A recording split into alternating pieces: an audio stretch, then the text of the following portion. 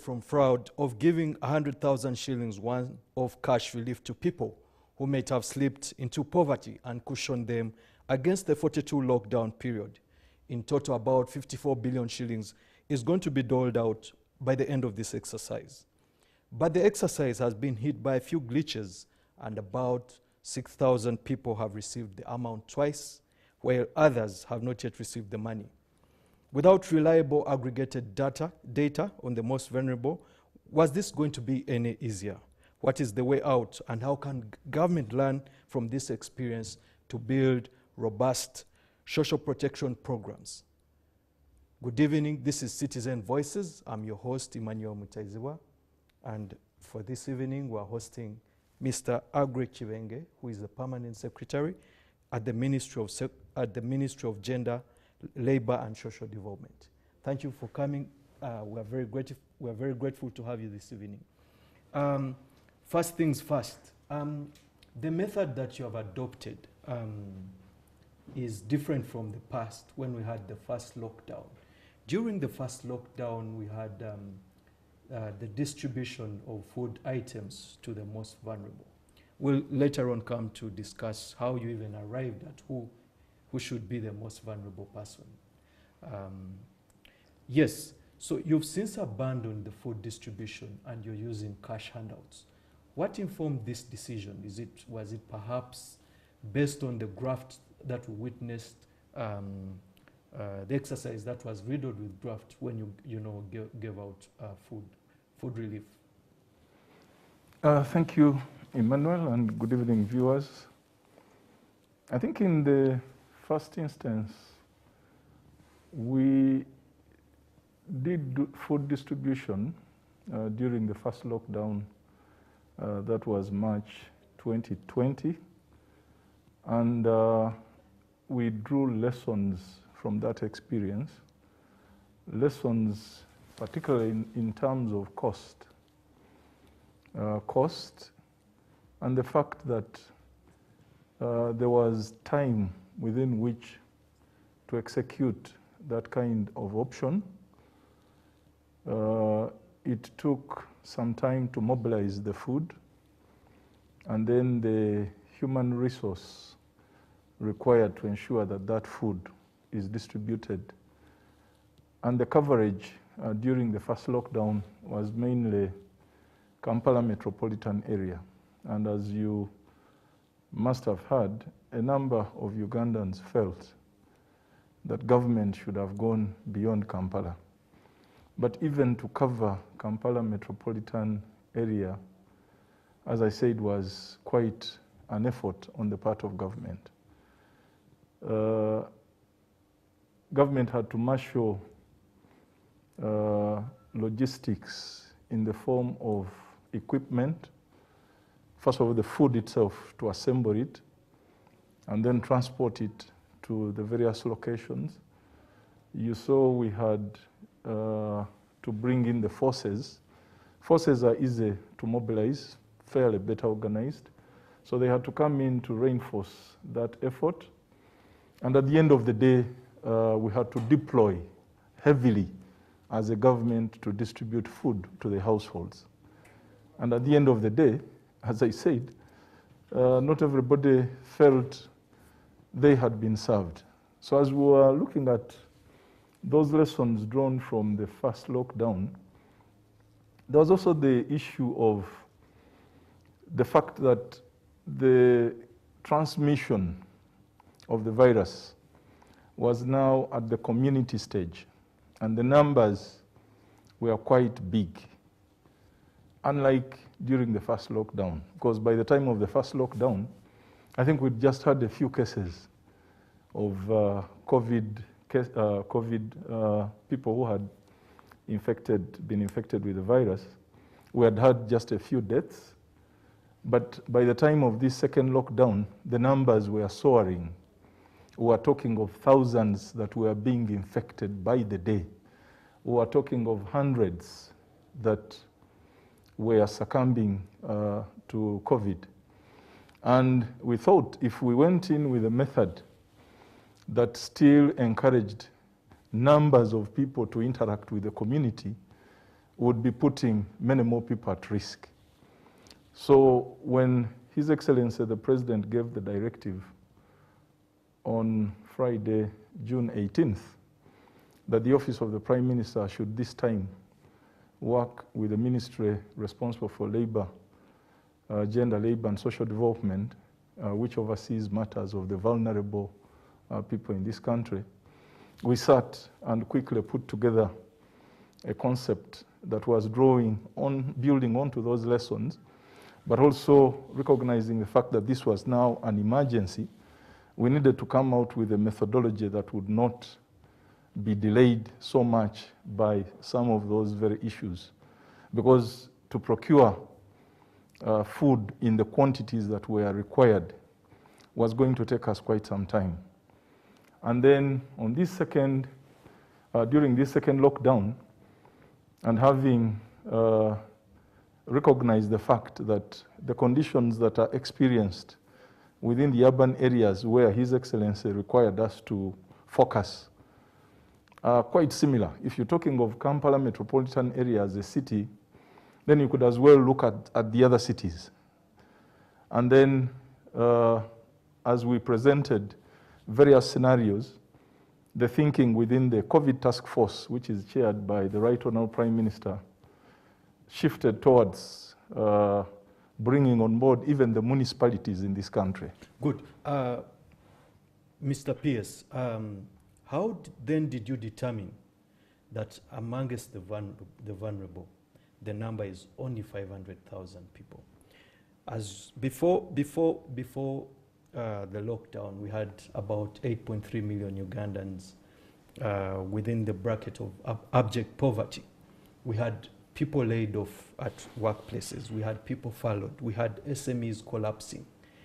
How then do you determine that only the most vulnerable who should receive this relief, which is quite paltry, 100,000 shillings, should only be 500,000? If the IMF has given Uganda $1 billion, which is equivalent to 3.5 trillion shillings, why would you dole out only 54 billion shillings? Why not perhaps 200 billion shillings? That can go a long way in uplifting these families and reach out to a larger number of the population which is vulnerable.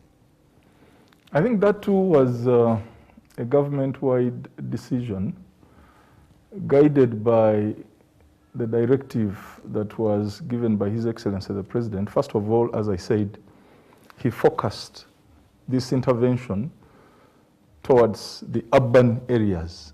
If you recall his statement on the 18th of June, the directive was the Right Honourable Prime Minister should work with the ministry responsible for gender, assess the needs of the vulnerable people within the urban areas, and I want to underline that. And he said especially Kampala. Now, the arguments that came up as we were unpacking that directive was like we did in the case of food. Should we concentrate only in Kampala? Is that where people are going to be seriously affected? The vulnerable are going to be seriously affected by these containment measures that government has announced.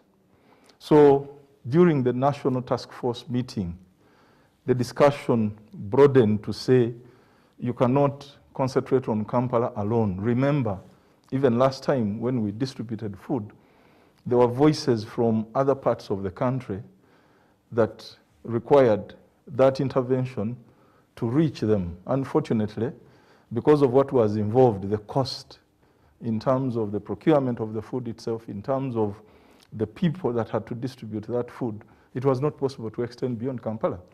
So we say this is an opportunity. If we adopted a methodology that allows us to move faster, allows us to get to the people that are going to be identified with cash, and that's when the idea of a cash transfer came in.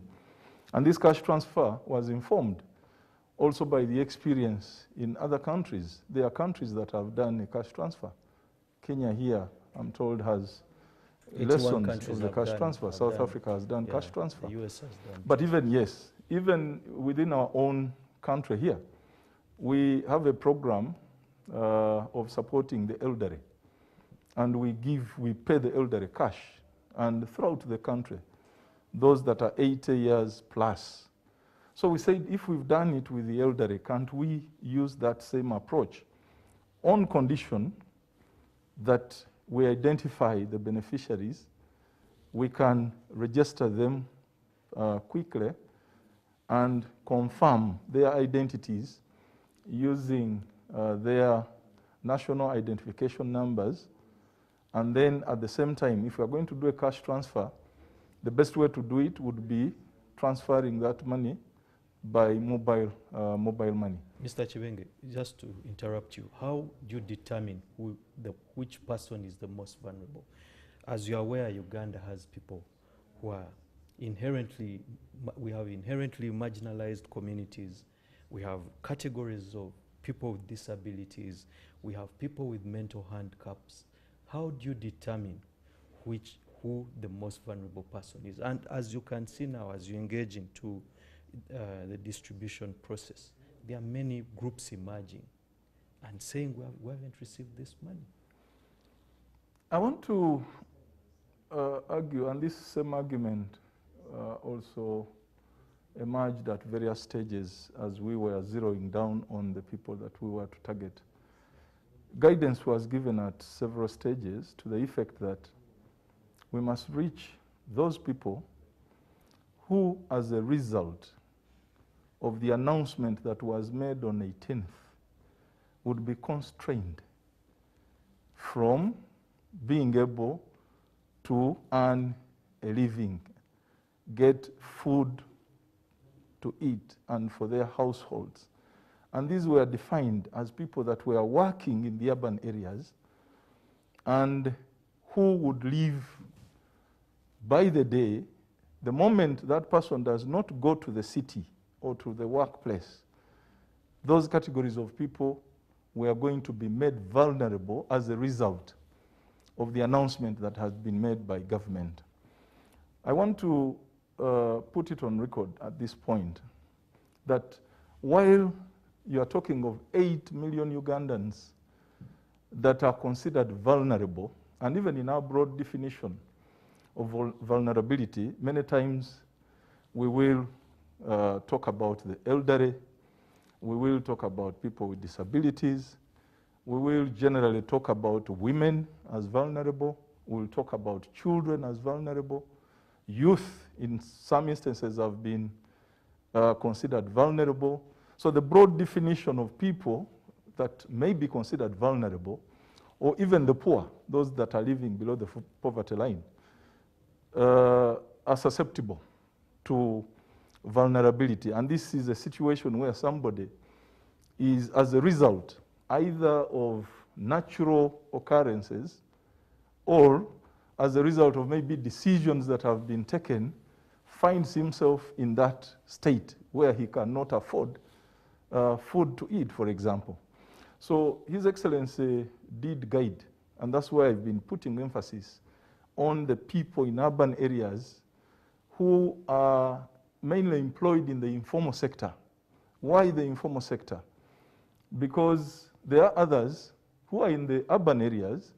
You would say that the containment measures affected all Ugandans, but at the end of the day, government was looking at that person who every morning has to go to the city to earn a living. And these categories were defined. We looked at people involved in the taxi drivers, for example, because if a taxi driver does not come to the city, does not go to the taxi park, you can be sure that for that day he's not going to earn food to eat. Look at the touts, these fellows who call passengers all over the place.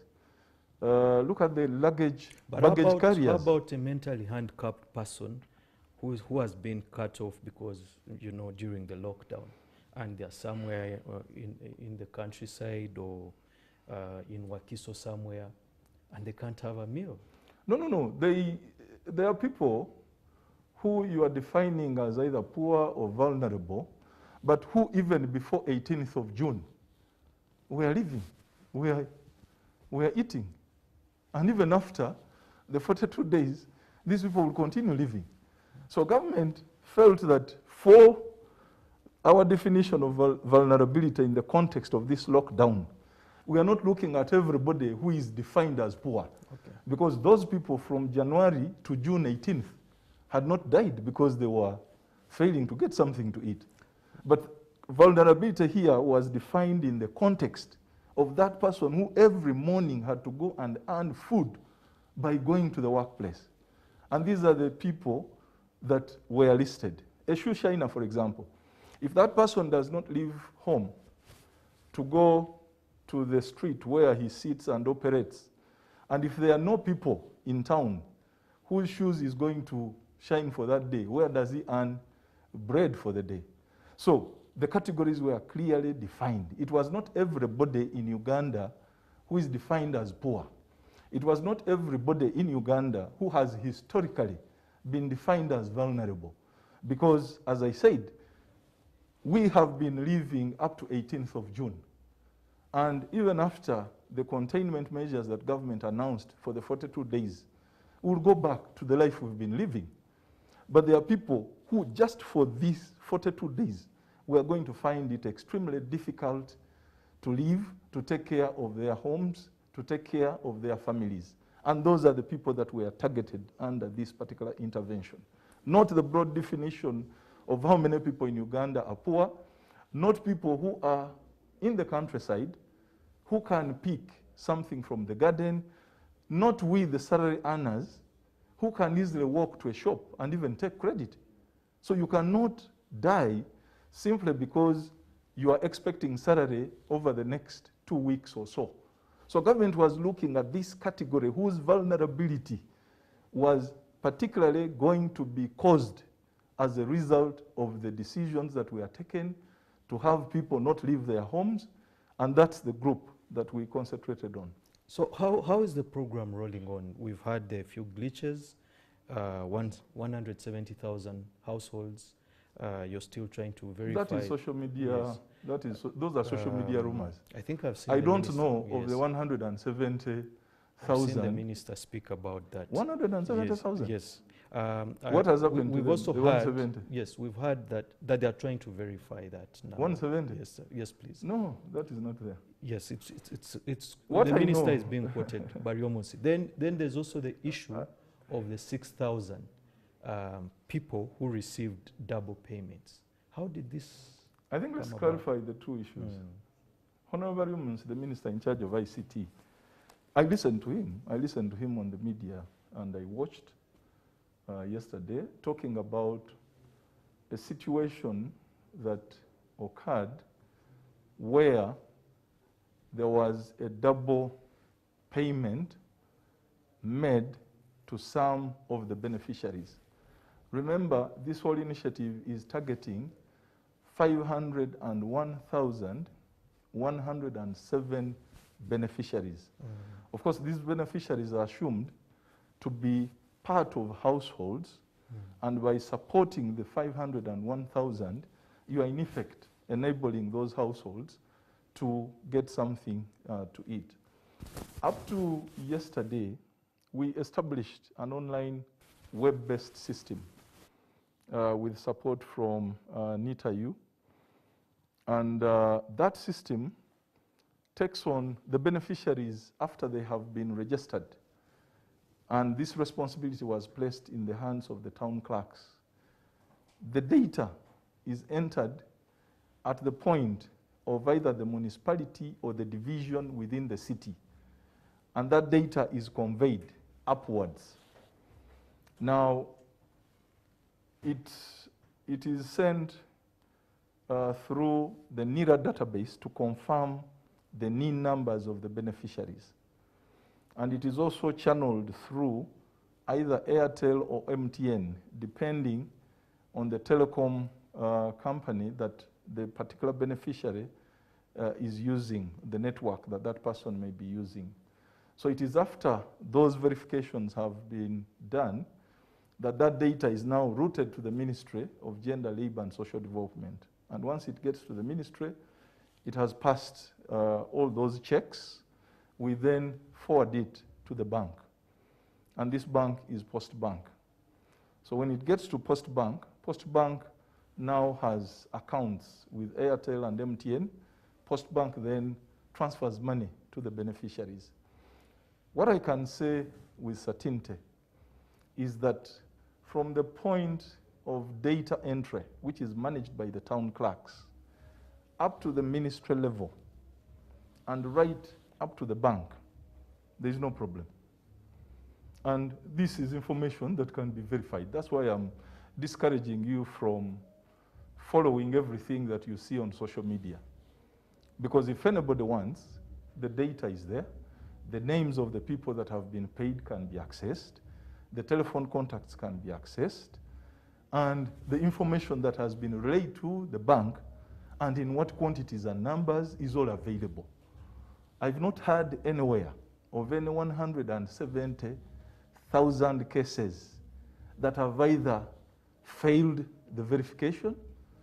If we had numbers that initially failed the verification, these were reduced to, at one point, about 85,000. We are now left with about 78,000, which have already been sent back to the town clerks. The rest of the data that has gone through the system up to the bank is of beneficiaries that have received money across the country, within, as I said, the cities and the municipalities. Now, I think the glitch that there was within the bank. In the process of remitting funds to some of the beneficiaries, and from the report that they gave us, beneficiaries on the Airtel network, I think that is where there was a problem within the bank. That data had already been conveyed successfully right from the town clerks through the ministry up to the bank. Now, if something like that happens, it's not within our jurisdiction, it is within the bank. And the bank and the telecom companies that are handling that have a mechanism of correcting that. So as far as we are concerned, and I did put out a statement yesterday to assure everybody, as far as we are concerned, there is no loss of funds. The beneficiaries that are targeted will all be served. The mechanisms that the bank may put in place with the telecom companies to correct that is within their control, and it's up to them to decide how they are going to correct that. At the end of the day, we will be able to balance our books. If I expected you to pay 500,000 beneficiaries, and at the end of the day you have paid 500 beneficiaries, the rest of what happens is not my problem. It's not government's problem. It's not a problem of the beneficiaries. So that's why I'm saying, and I can understand where we are coming from, because I've seen a lot of pessimism within the public. Nobody believes that you can run a program efficiently to the level that we had done until that glitch, which is in the bank, not on our side. Hold on. To your point, we are going to take a break. You're watching Citizen Voices, and our hashtag is amplifying Citizen Voices. We are discussing a very pertinent issue, the distribution of cash handouts to the most vulnerable. We'll be back.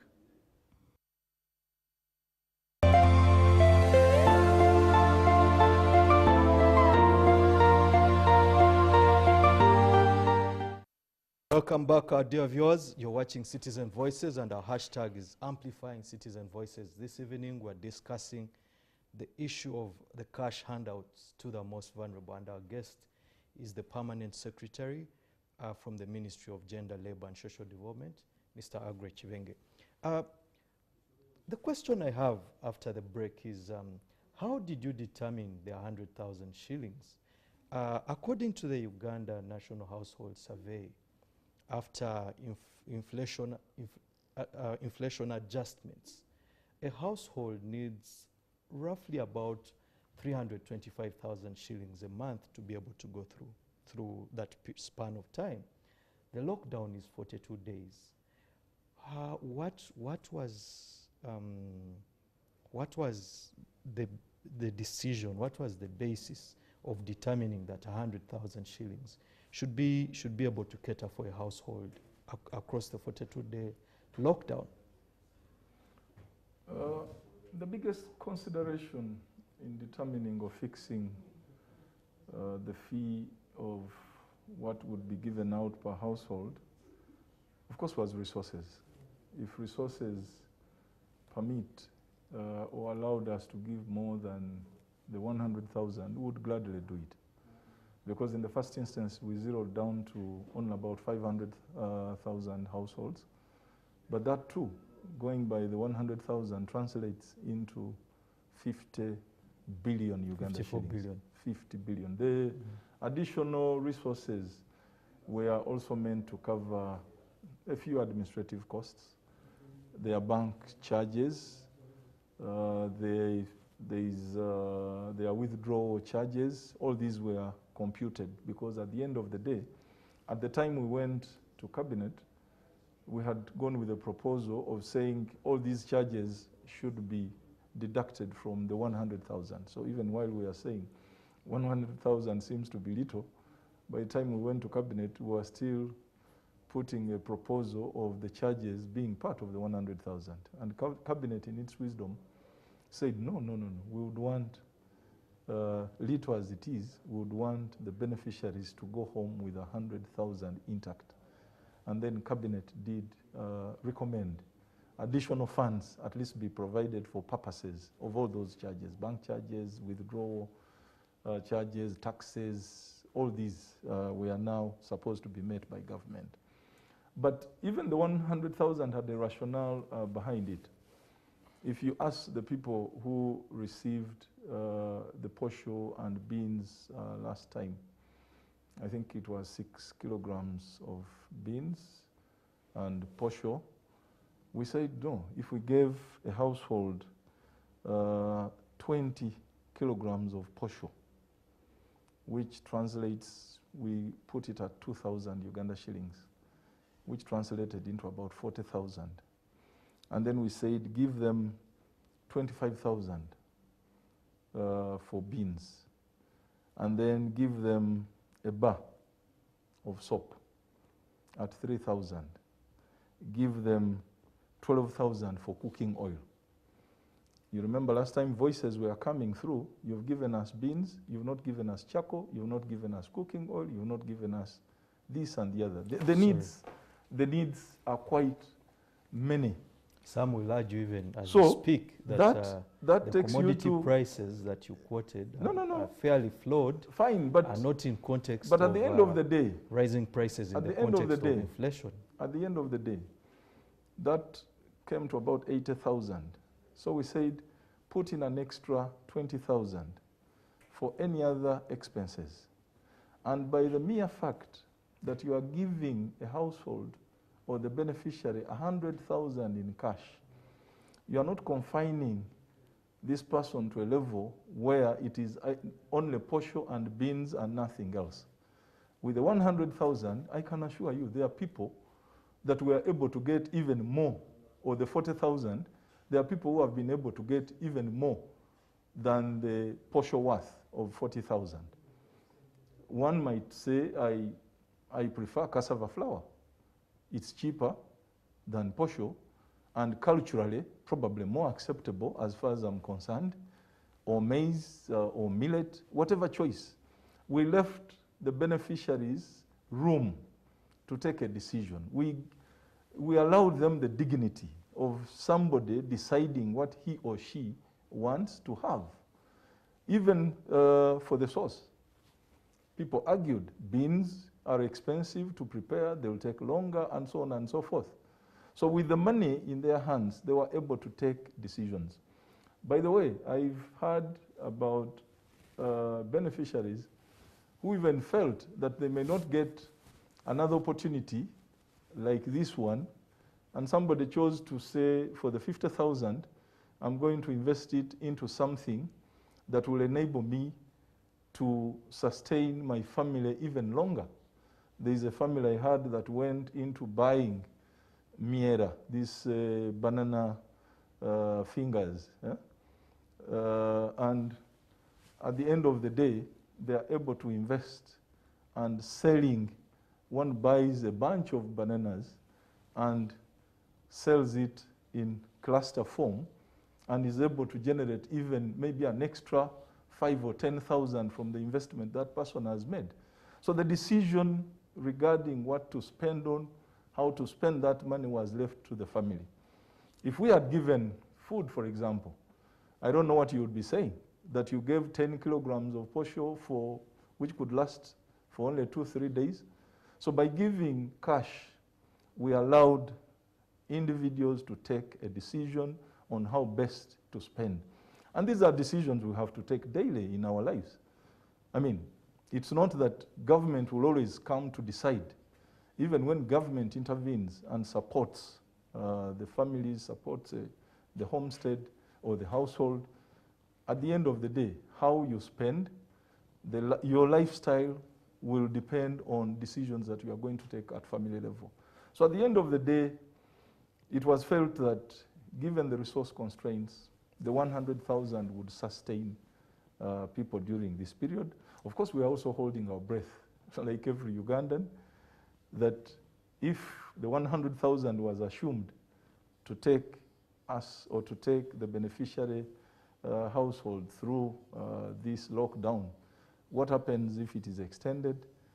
Supposing we have to go into another phase, I think that will be for another day and that will be another discussion. But for this lockdown, I think that was the intervention that...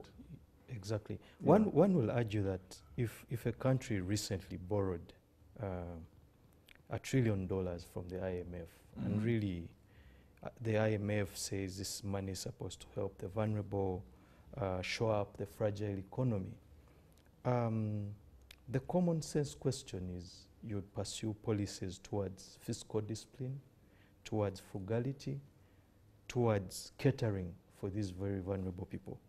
But we see a stark contrast here. We have lots of wastefulness.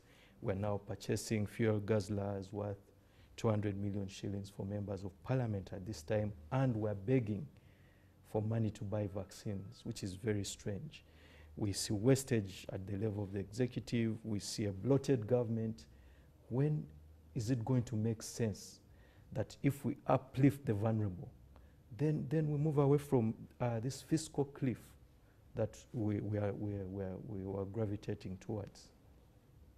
Of course, you raise a question maybe that we cannot exhaustively discuss within these few minutes we have.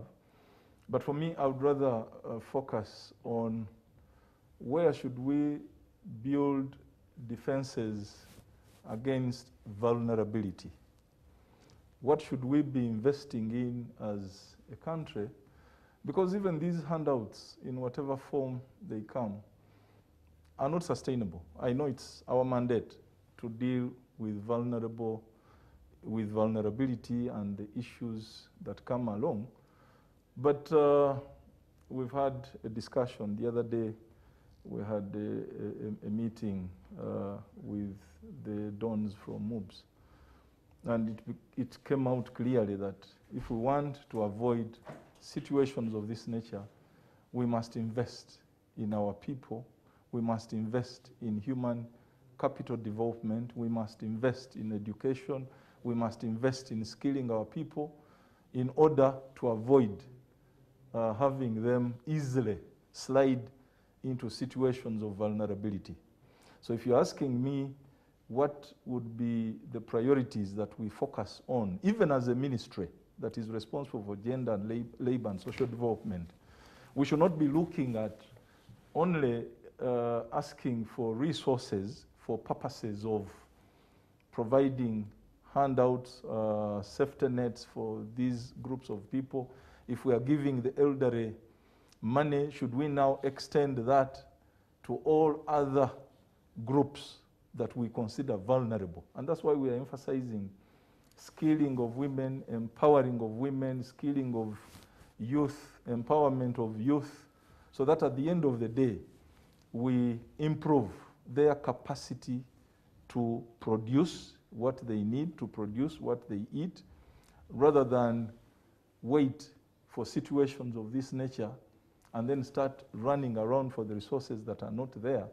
So at the end of the day, for me, what you call wastefulness is what I want government to provide for purposes of building human capital, strengthening our human capital. The Ugandans, young, women, men, children must be given an opportunity to go through education, and government has, to a certain extent, done that. Why do we have UPE and USE? It is for purposes of that aspect, because it is only then that what causes vulnerability will be addressed, rather than a situation of operating a fire brigade of sorts. There's a fire here, you run. The people here have fallen into a situation or have slid into a situation that exposes them to vulnerability, you run. So you are operating a fire brigade. So we must build defenses against vulnerability within the population. And how do we do that? Empowerment, education, skilling them, increasing productivity, surplus at homestead level. All these programs of government, I think, are geared towards that. So the effect of what people are talking about, whether members of parliament are paid money to buy cars, whether we are buying gazellers, for me would not be the issue. How much are we investing in the people? So that when a situation I think like this... that's the real issue in my view. Yeah. Because in my view, the country is borrowing to try and, you know, uplift its most productive sectors of the economy, which have been battered by the pandemic and the lockdown. So you're trying to uplift those very, very fragile sectors of the economy. And buying, you know, fuel guzzlers doesn't make sense. Yeah, but when you talk of investing in most productive sectors, I think at the center of production or productivity that we are talking about is the human being. It's the human being. So my argument is that investment, and it's not that government is not doing that. I think there's an effort on the part of government to invest in people, to invest in human beings. And all these policies that are coming up, we are now, yesterday we had a discussion on the parish model, the emphasis that is now shifting to planning and production and productivity to the parish level, where everybody now, government kind of strengthens that level of planning. For me, are some of the long-term measures that we'll see us address issues of this nature. I entirely agree that for us to require more resources to be provided for purposes of giving handouts to people who are vulnerable because of the conditions they find themselves in, and there are many. The other day, the Right Honourable Prime Minister was in Kasese. The floods are ravaging that part of the country. They are not about to stop. And that in itself causes vulnerability. We've had the landslides in eastern Uganda causing another level of vulnerability.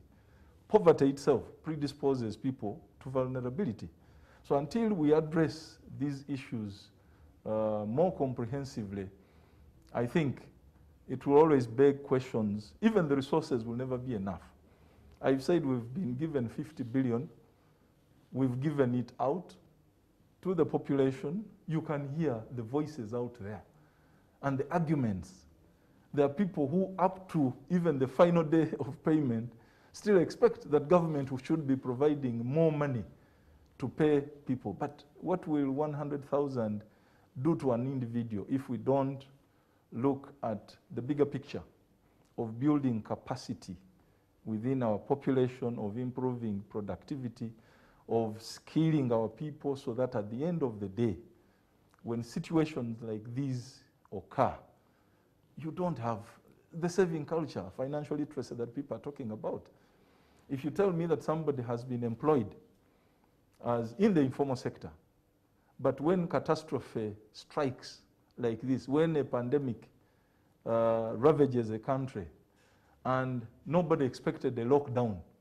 You can imagine how many people now sink into a situation of vulnerability. But these are people who have been probably earning every day. Definitely. And nobody is putting aside, nobody is saving. Yes, yes. And the responsibility immediately shifts to government. What is government doing about this? So I think we should address a number of these issues as we aim to build, I've called it defenses within our society against vulnerability, what they call resilience, so that people can overcome. Even when there is a lockdown of 42 days, yes, probably you are prepared to do about 40 of those 42 days. By the time you now slide into despair, probably that lockdown is ending. Supposing it were to be a lockdown of 3 months, what would happen to this country? Hearing the voices out there. So for me, I think those are issues that we are now grappling with.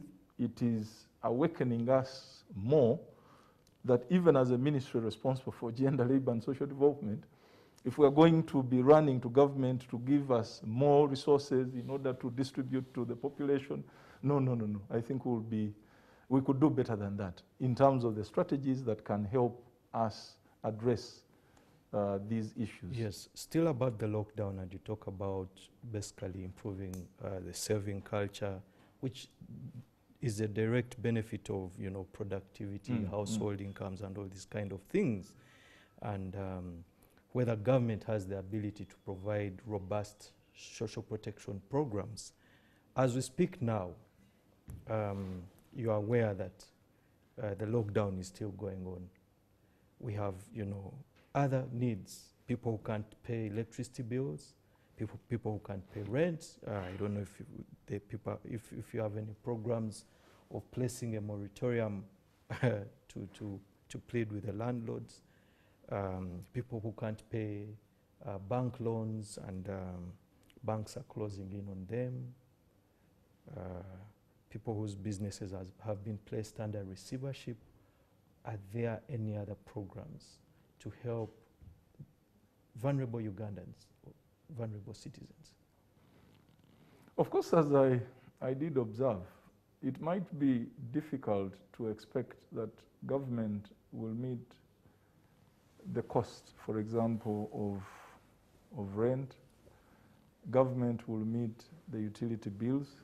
And that's why we argued that when you give people that we have defined as vulnerable in the context of this decision that was taken, probably this tout, this wheelbarrow, wheel cart pusher, stays in a rented muzigo of about where he or she has to pay 20,000 a month. Within the package that has been given, this person can take a decision and say, for me, my priority is to make sure the landlord does not throw me out within this particular period. That would be double jeopardy. And one could pick 20 or 30,000 of that and pay.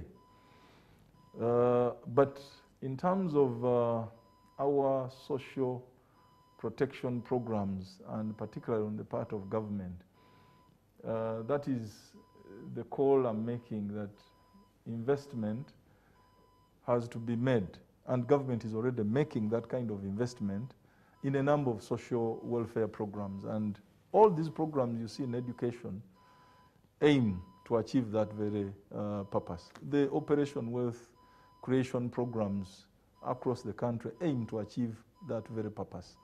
And then youth livelihood and the Ministry of Gender, women empowerment program, all these aim to enhance the capacity of the people to deal with shocks of this nature when they occur. And the parish model, I think, will even take us further to the level where you'll find most of the people. Thank you so much. You've been watching Citizen Voices, our dear viewers.